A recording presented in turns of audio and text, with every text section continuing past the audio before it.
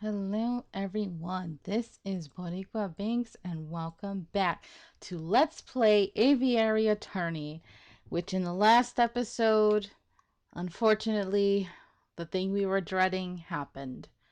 Poor Cocorico was murdered in front of us. We tried our best, but unfortunately we really didn't have enough evidence, so we didn't get far in the trial to defend him. It was really sad, really tragic. But now at least we get to see a very interesting storyline that's going to happen now that we have been forced to join the rebels. At least Sparrowson has escaped, so that's good. But Falcon is still stuck with them. So let's see what's going to happen next.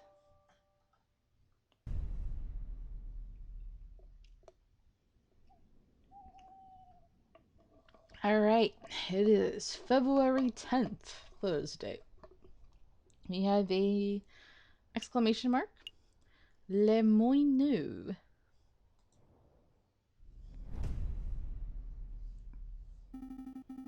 Oh, Sparrow's in meeting with this dude.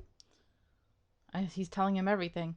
And then, while we were sitting in the tavern, Falcon gave me the opportunity to escape. He created a distraction, and I sneaked away and went straight to the police. Then you called a meeting, and, well, here I am. So, yeah, that's the whole story. I see. So Severin Cocorico died at the hands of the rebels. That's right. And Falcon revealed his true colors as a traitor. What? A traitor? No, that's not right, Inspector. Falcon's not a rebel. He's just playing along so he can save his own life. Don't be so naive, Sparrowson. Put the puzzle pieces together. Falcon willingly leapt into the lion's den for the specific purpose of siding with the rebels. Oh, screw you.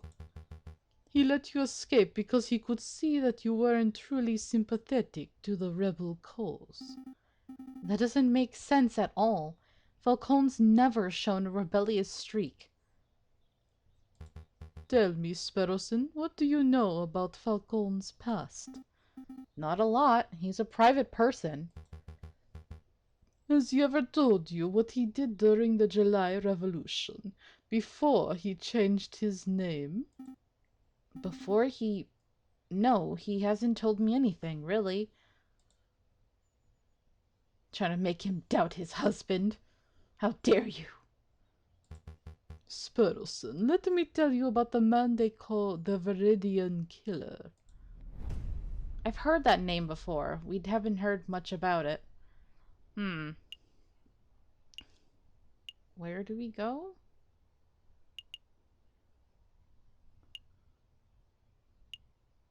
Let's go to the garden. Or to a lady's garden is a beautiful spot to relax, have a picnic, or plan for a violent uprising. Yeah, okay. I guess that's where we gotta go. Let me think.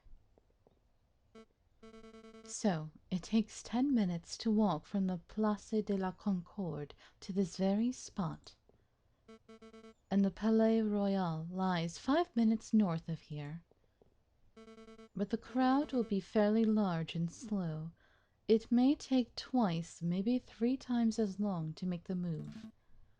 Having a logistics problem, madame? Perhaps. The plan is to walk the crowd from here, through Tuileries, to the Palais Royal. But if we take too long to pass through Tuileries, the police will trap us in. We could be flanked and slaughtered. That is quite an issue. I don't know. Why not just meet at the palace? Why not just get the protesters to meet at the Palais Royal itself? Because the Place de la Concorde is an ideal meeting location. It's enormous and easy to get to. I see, but even if you got, say, half the protesters to meet at the Palais Royal, you would cut down on traveling time. I get it. A smaller crowd would be easier to direct across the garden.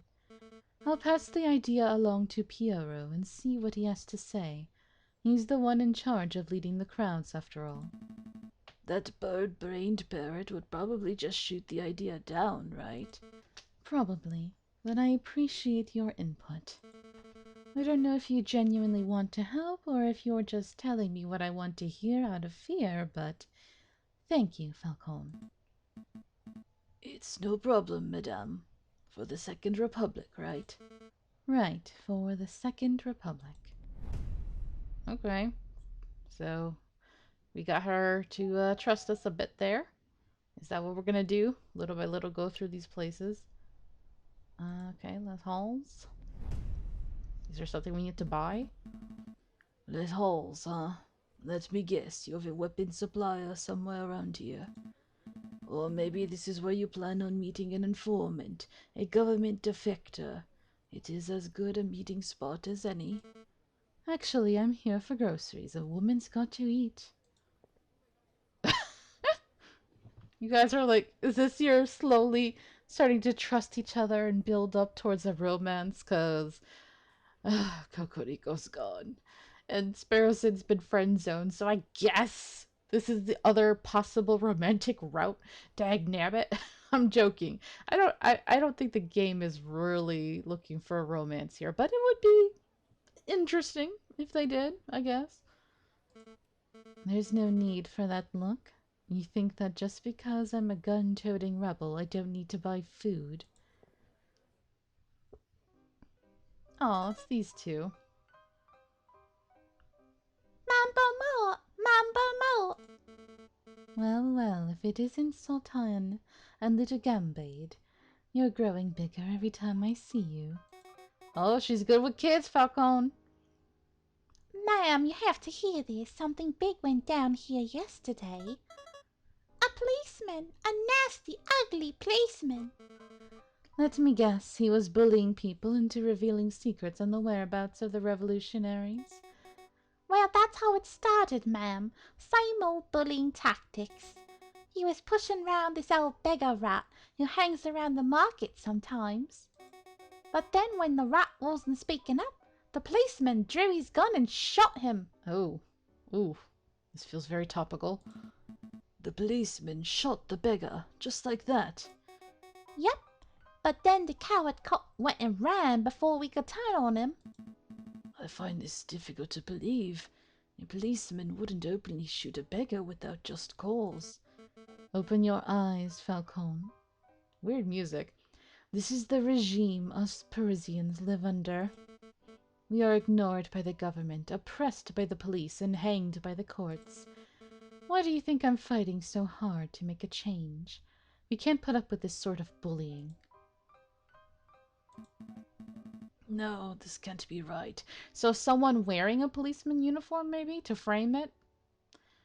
One of the wolves, probably. Something has to be missing from Sultan's story. Do you mind if I ask you a couple of questions, madame? Sure, ask away. Make it quick, Falcon. What did the policeman look like? What did the policeman look like? Well, I didn't get a good look, but he was tall and ugly and mean-looking and he had one eye. One eye? Yup, he had one of them pirate patches. There's no way. Ring any bells, Falcon? I know a man who fits the description, but it simply couldn't be him. He's a bitter individual, but he's morally righteous. I can't imagine him shooting an innocent person so recklessly. You're talking about the jerk who's suspicious of you. Valerti or whatever. Don't let your bias towards the justice system affect your judgment, Falcon. If you think you know who did this, then please name and shame him. I think I should bite my tongue until I'm a little more certain. Did you want to know anything else, monsieur? Yeah. Did nobody investigate it? If a policeman did shoot an innocent person, then there would surely be an investigation. Huh. Your naivete knows no bounds, Falcon. You think the police care if one of their own is out of control? Actually, there was one bloke asking around, but I don't think he was a policeman. Oh, go on, madame. He was this charming fox. Oh, we know who that is. Renard. A friend of yours, Falcon. Something like that. We should probably pay him a visit to see what he's up to. Pay him a visit? I suppose we can set aside a little time. Did you want something else? Okay, who was the rat? Just who was this beggar rat? I didn't really know him well, monsieur. None of us did. He was kinda a loner who hung around, asking for scraps of food and cents. I don't even know his name. That's so sad. Did he have no family, no means of support? Falcon, do you have any idea how many beggars there are on the streets of Paris? How many people go hungry? How many people are forced to turn to crime? I'm well aware, madame. I'm asking these questions to see if there was perhaps some reason why that particular rat was killed. But no, it appears that this was just the loss of one unnamed beggar rat among many. It's tragic. That it is, monsieur. Is there any other way that I can help? That's all, madame. Thanks for all your help. No problem. Anything to help Madame Beaumont. We'll try to get to the bottom of this, Sultan. Just make sure to stay safe when the revolution starts. Stay inside. Keep Gambade safe. Of course, ma'am. You stay safe yourself, you hear? Of course, the common people would like the revolutionaries, you know. Okay, very interesting. We could go talk to Renard. Are we gonna run out of time? I'm kind of like anxious and worried now. Like, I don't know if this is I don't know. I kind of get anxious. Do we know if there's like a time limit? I'm kind of worried because we didn't go to the Palais Royal. But I'm worried about not getting information that we need for this case now. So I'm like, let's just go to Renard.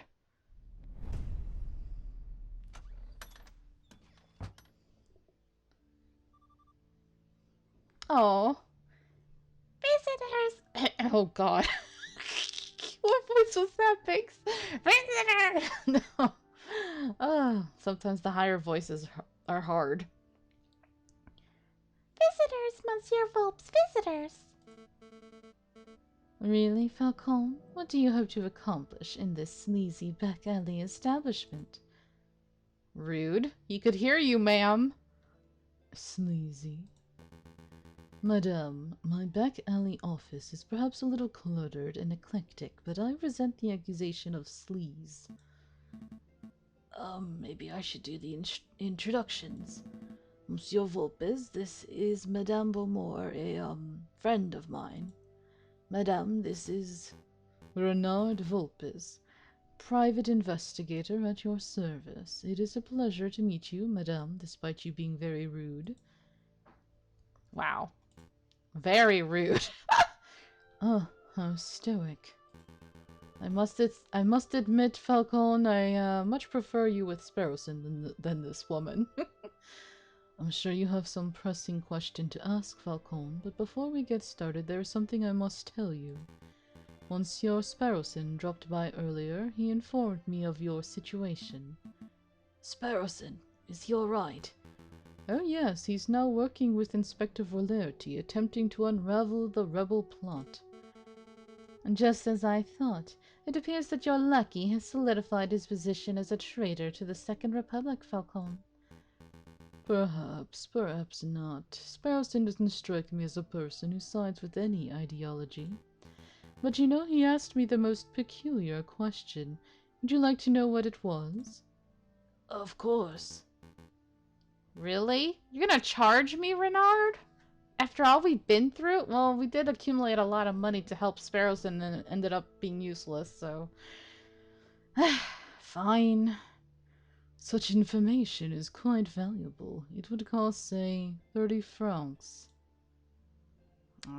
Fine. Yeah, I know how this works. Here's your money, monsieur. Ugh, whatever. Very good. So, on to the question. Sparrowson asked if you were the Viridian killer. Wow, Sparrowson, why would you do that? I thought we were bros, man. The one responsible for the random bombings during the July Revolution 18 years ago. Why on earth would he ask that? Perhaps the inspector had been telling him stories? So, what did you tell him? The truth, of course. That is, that I have no idea who the Viridian killer is, but that I knew that it couldn't possibly be Falcon. Oh, and how do you know that I'm not the Viridian killer? Falcon, please. You're a semi-drunk, bumbling oaf, not a ruthless killer. Anyway, I started my own investigation into the Viridian killer. It's fascinating stuff. Apparently, he was seen in multiple places at once, which leads some to believe that he was actually more than one person. Okay, maybe the twin Wolf brothers? Or a group, their cult or whatever? Ah, And do you know why they call... Oh, Viridian as in green. It has to be them. The whole green ink thing? Come on. It's so obvious. And do you know why they call him, or should I say them, the Viridian Killer? Viridian is a greenish color, isn't it? No, I don't have a clue. Crimson Killer would be a much cooler name. Falcon, please. It appears that no one knows the origins of the name, which leads me to suspect that he, or indeed they, chose their own name. This is all fascinating, truly fascinating, but perhaps we can return the conversation to why we're here. Of course, Monsieur Volpes. We heard that you were investigating the murder at Les Halles. I was. That victim was a friend of Mousie's. More of an acquaintance, really. Well, we want to know if you managed to uncover anything. Did you find any leads, any juicy clues?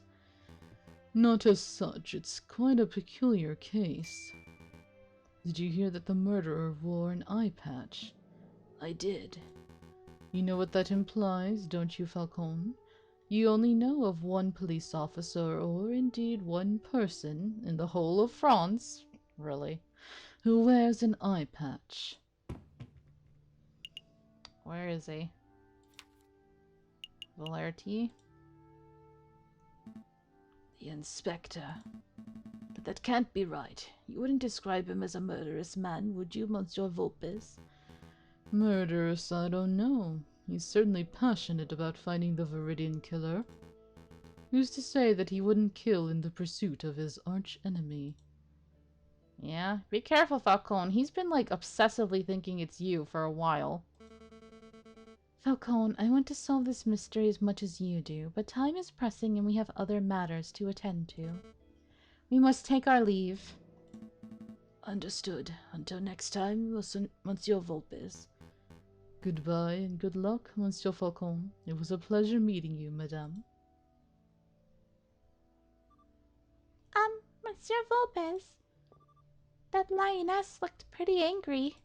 Is this revolution going to end in blood, Monsieur Volpes, just like in 1830?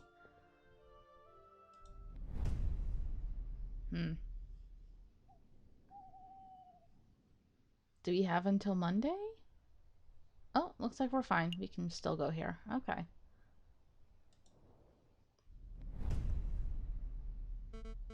The Palais Royal. Just look at that disgusting den of fat-cat bourgeois and hypocritical politicians.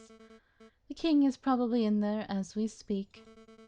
Probably sitting in his high chair, stuffing his bloated face with cake and wine, while he boasts about being the perfect citizen king. Did you come here just to moan about the king? No, I've come to assess the potential battleground.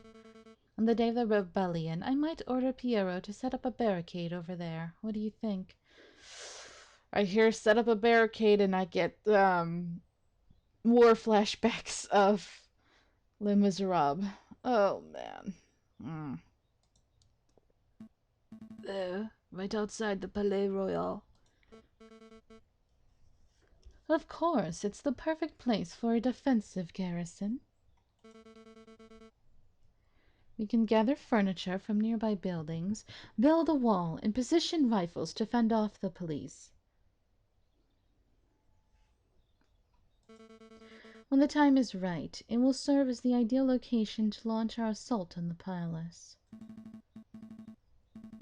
So you weren't just throwing empty words in the tavern, you actually do intend on dragging the king out of the palace through violence.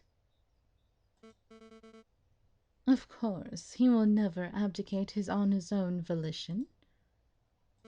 It's not as if I want to see bloodshed, Falcon. It's necessary. It's inevitable. Now I see that word and I just feel sad because that's what I used for the title of the last episode. Oh, Cocorico. I mean, we have to be realistic. There's no way to bring change to a country without using violence, is there? I think there are ways. I think there are ways. People look back on the violent moments of history, the executions, the wars, the bloody revolutions.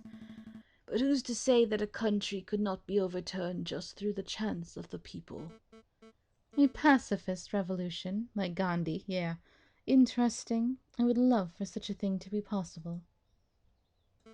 Maybe it would be better to avoid building the barricades, at least until it's clear that violence is inevitable.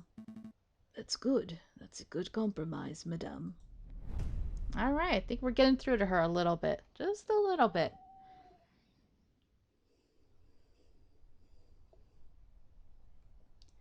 All right.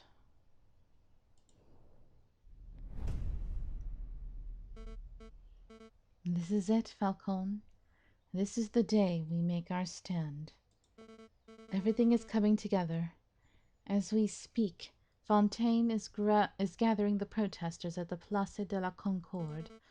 Pierrot is making preparations to build and arm a barricade near the Palais Royal, just as a precaution, you understand. The only question that remains is, are you ready? Sure. Absolutely. Bring on the revolution, I say. That's the spirit. Come on, let's see how the protest is going. Oh, uh-oh. Interesting. Falcon and Beaumont arrive at the Place de la Concorde. The air is thick with the chants, shouts, and cheers of hundreds of protesters. A line of mounted soldiers stands shoulder to shoulder outside the entrance to Tuileries. This is amazing. I had no idea the Second Republic had this many supporters. But of course, you didn't think that we were just a few animals huddling in a cave, did you? The desire for revolution runs deep in the city. Everything's in place at the Palais Royal, ma'am. Just say the word and we'll set up the biggest barricade you've ever seen. Then we can all storm the building and drag that cocky king out his chair. There's been a change of plan. We're still going to protest, but we're going to do it peacefully. No firing from behind barricades, no violence, no capturing the king or prime minister. Madame, are you feeling all right? Quite all right, thank you. But what of your desire for a better France? You cannot achieve that without bloodshed. We can certainly try. Falcon convinced me.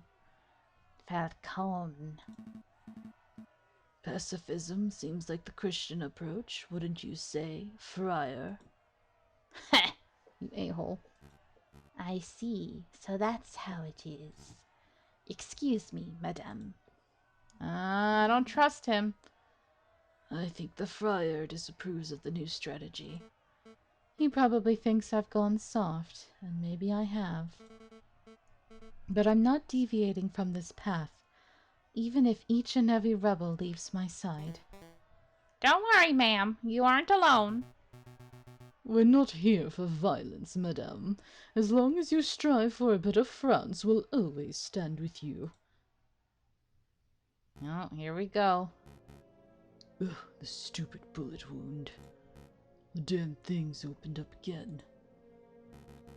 What's the news, brother? Is everything in place? We have a problem. The mademoiselle refuses to use violence. She's turned timid. Turned timid? How? It appears that the lawyer, Falcon, is something of a lion tamer. J.J. Falcon. That bird is proving to be more trouble than the rooster, I swear. Brother, listen. If there is no violence, then there will be no power gap. One leader will just peacefully replace another. We need chaos for our plan to work. Guess we'll have to follow through with our contingency strategy. I'll find the victim, you find the suspect. Yeah, so they must have done this already. Don't push yourself, brother. You're still injured. Oh, here we go. Look at their scum. Foul vermin, the lot of them. Mark my words, Sparrowson, every one of these petulant dissenters will take the first opportunity to turn aggressive. They lust for violence. They don't look too violent to me. Trust me, this is just how the crowd looked before the July Revolution. It only takes one crazed individual and the entire crowd will explode into a frenzy. Oh. Hey, it's you. Friar, it's good to see you again. No time for pleasantries, Inspector. You're needed urgently on the Place de la Concorde. Me? Why not ask one of the officers on active guard duty? There's no time to explain. Any minute now. Ah, do you hear that gunshot? It's already begun. Come, Inspector. We must make haste. Inspector, I really don't think you should be trusting this friar. He's a two-faced wolf. I told you what happened. Friar Remus has provided me with reliable information in the past. I trust his judgment, you fool. But Inspector... This isn't up for discussion, Sparrowson. I have a duty to uphold.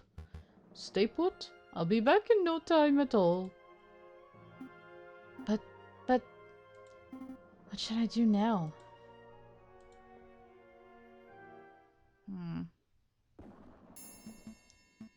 A gunshot. It was nearby, too. So the friar was right. Violence really is an inevitability. We haven't reached that stage yet, madame. I can't afford to take chances, not now.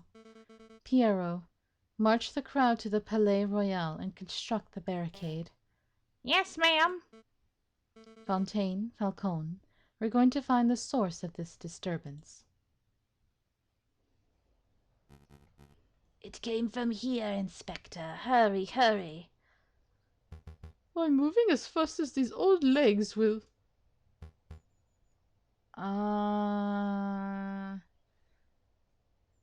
Is that a beak?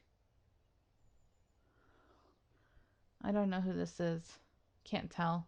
Just some random person, I guess? Mon Dieu, a body! This woman must have been the target of the gunshot we just heard, but I don't see a shooter. I think the gunshot came from over here. Inspector! Falcon! Well, well! I should have known that the Viridian killer would have had a part in this. Inspector, I'm not...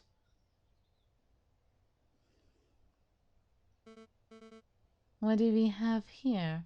A filthy cop and a dead girl. Madame, thank goodness you're here. I saw the whole thing. This poor, innocent mademoiselle was approaching the police line with her hands in the air, when all of a sudden this brute of a police inspector yelled, "Get back, you filthy rebel!"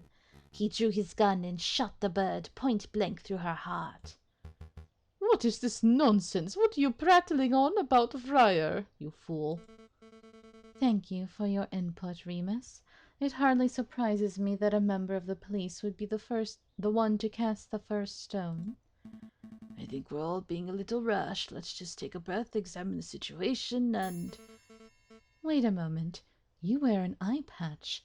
You only have one eye, Inspector. How observant. Tell me, were you the policeman who killed the rat at Les Halles too? Les Halles? What are you talking about? 2 incidents of a one-eyed policeman gunning down an innocent victim. There's no way that that is a coincidence. What we have here is a filthy, corrupt individual who takes pleasure in oppressing the common citizen. Am I right, Inspector? Yeah, you're screwed now. It's up to Falcon to try to save you. Ungrateful little jerk. I really shouldn't be surprised that a stupid rebel makes stupid assumptions and comes to stupid conclusions. But open your damned eyes, mademoiselle. I'm not the assailant here. Don't call me mademoiselle, or stupid for that matter. Your guilt is plain to see. Given the circumstances, I ought to judge and execute you right here and now.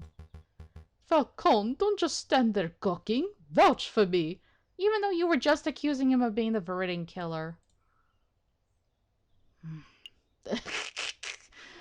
Oh, I'm tempted. I'm so tempted. Because I can't stand him. Fine, we'll let Falcon be the hero. Madame, I know this man. His name is Inspector Valerti. He is ruthlessly law-abiding, so much so that I can't envision him shooting a man without just cause. Oh, shut up, Falcon. I'm done with your idealism. I listened to you. I took your words to heart about avoiding violence, and now a girl is dead. Well, I'm done taking chances. Remus, help me escort this invalid to Pierrot's barricade. I'll decide his fate there. With pleasure, madame. Come along, Inspector. Fontaine, Falcon, deal with the corpse. Meet us at the barricade when you're done.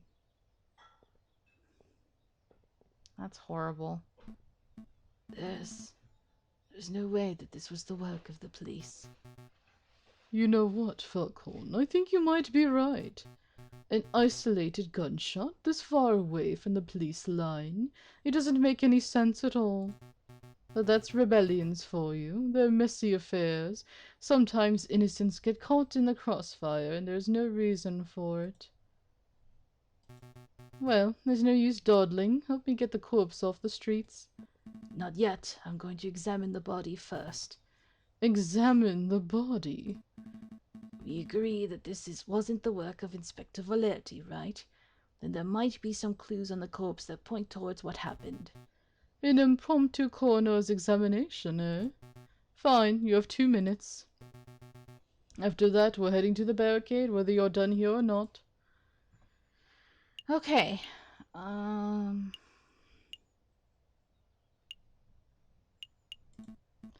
This is the bullet wound, right? What can you tell me about it, Fontaine?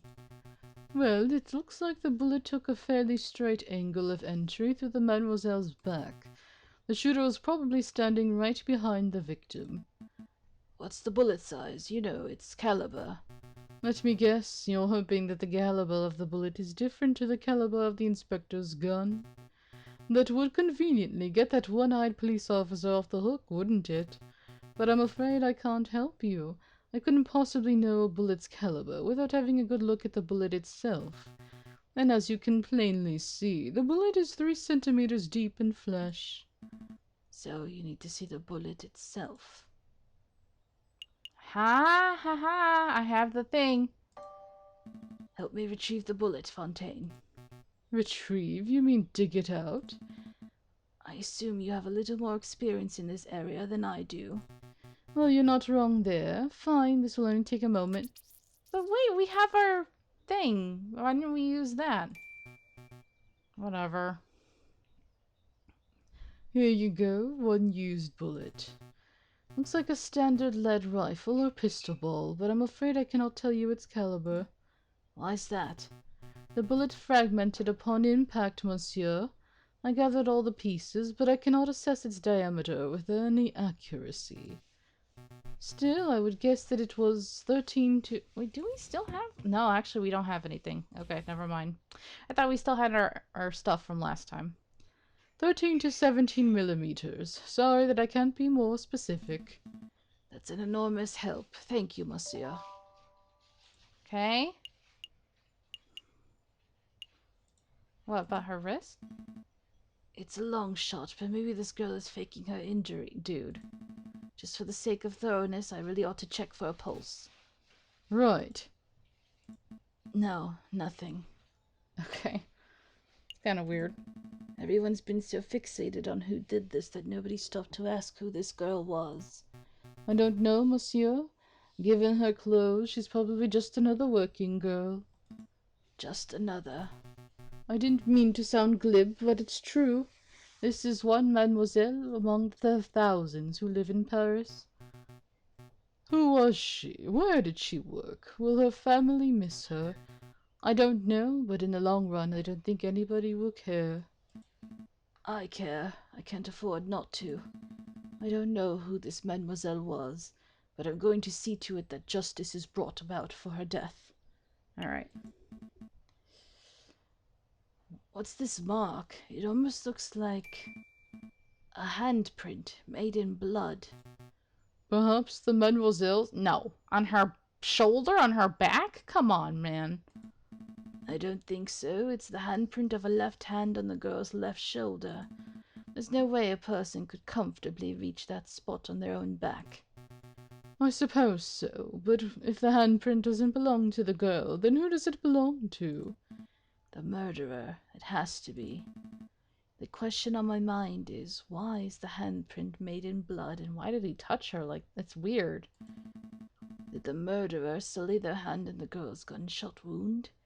Or were they injured prior to the shooting? Which we know he was, but why did he touch her? Did he push her? I don't know. There's so much to uncover here, I had no time for a thorough investigation. Okay. I think that's it. Nothing else is popping up. All right. I'm done here. Very good. Let's move this body off the street. Then we must hurry to the Palais Royal. Rest in peace, mademoiselle. I'll see to it that justice is done. That's sad. Everything's going as planned. The madame's probably fuming right now. She'll attack the Palais Royal. The Prime Minister will flee, and then... Oh, Renard. Excuse me, monsieur. What do you want? I'm busy. Don't you recognize me, monsieur? I know that my disguises are a little more complex than yours, but I assumed you would recognize Prince Juan when you saw him. You're Prince Juan. Indeed, and you're Judge Romulus, the corrupt wolf. I know what you did. You tried to assassinate the king. You shot the croque-monsieur. And just moments ago I saw you murder a maiden at the Place de la Concorde.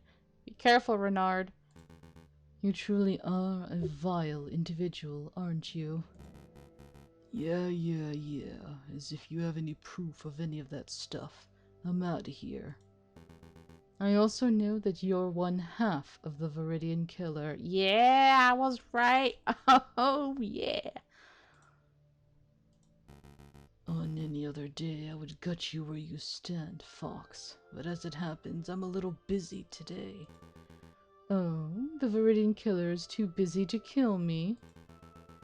Is that the truth, or is that bullet wound of yours starting to affect your prowess? You must have lost an awful lot of blood. What do I do? What do I do? Oh, Sparrowson! You might be there just in time. But be careful. Oh, hello, Monsieur Vulpes. Ah, Monsieur Sparrowson. Perfect timing. Who now? Oh, you're that fledgling. I guess this is what they call being stuck between a rock and a hard place, huh? Monsieur Sparrowson, be a dear and help me restrain the Viridian Killer. This guy? He's the Viridian Killer? He looks more like Judge Romulus to me. Well, you would be right about that too. Wow, so he's two scumbags in one. Alright then. Yeah, kick him. Ow! Mind the wound. Quit your whining, Your Honor. Very nice takedown, Monsieur Sparrowson. You may want to check his pockets for weapons. He is something of a notorious killer, after all. You're lucky Sparrowson was there. How are you going to do all this on your own, bro? Of course. Let's see what we've got here. Aha! Here we are. A pistol. Probably the one used to kill the maiden, I suspect. What else can you find, Monsieur Sparrowson? This! An eye patch? Weird. What would this wolf want with an eye patch? Oh no, this is bad. Very bad indeed. I don't get it. What's wrong with an eye patch? There's no time to explain. Mousy! Oh, Mousie's there. What is it, Monsieur Vulpes? What is it? Take this eye patch to J.J. Falcon. If my fears are correct, he'll be somewhere around the Palais Royal right now. Tell him that this belongs to Remus's brother. Hurry now. Right away, Monsieur Vulpes. Right away. I must go too. I need to find the other half of the Viridian killer pair before something terrible happens. Wait, Monsieur Vulpes, what am I supposed to do with this guy? You have his gun, don't you? March that wolf to the nearest police station and collect your reward for capturing Judge Romulus. Hey, you get a reward. Good for you. What a strange day. Can we save? If I had known it was gonna do this, I wouldn't have started this day. Oh, man. This is really long and I really gotta end this.